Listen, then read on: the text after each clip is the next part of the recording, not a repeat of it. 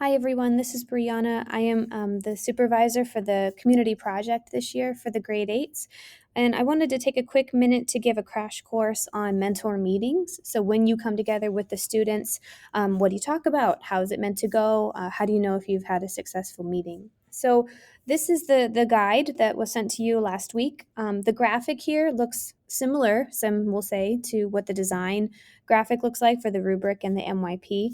I just wanted to show you, I use the same colors, but the skills are different. There's 3 skills for every area.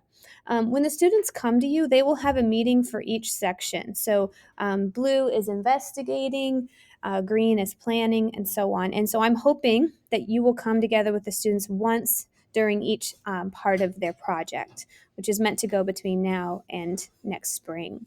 So the timeline for that broken down looks a bit more like this.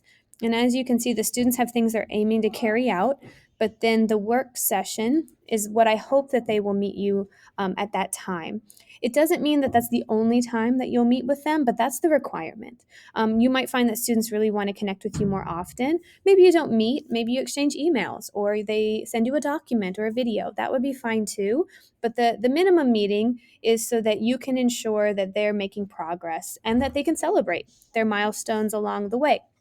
So within, you'll see if you scroll up on this document under the logistics, there's mentor questions. And so what I've done is I've taken questions that I think are useful to ask during each of those 4 meetings and I popped them in. Some are questions and some are statements. So, one in particular is you'll always see a process journal statement, and that's because that's where students are truly like documenting what they're doing, tracking their learning, making their learning visible. And so, in showing it to you, A, it shows that they've been using it.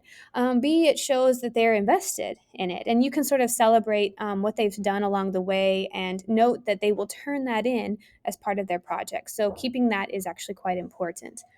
So, the document is embedded in the mentor packet. But I went ahead for ease of conversation. You were also given a link, and this is just a quick form that I'm hoping you can fill out when you meet with students. So you would have that same timeline we looked at earlier. You would just click your name, when you met, which of the 4 meetings it is. Maybe it's another additional meeting. And then I've taken those exact same questions, and here they are. And so I'm hoping that if you just have this open on your laptop while you're talking to students, it's very easy to have that conversation. And then if anything comes up, you can sort of document what you talked about.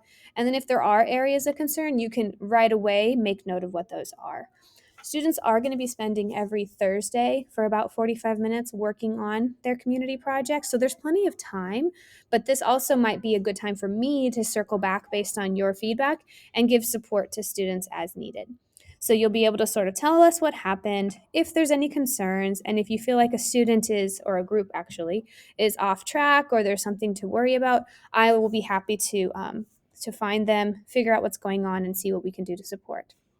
So I'm hoping that this here we go. I'm hoping that this form will sort of be the thread that connects the mentors and me so that together we can support students most efficiently and most effectively.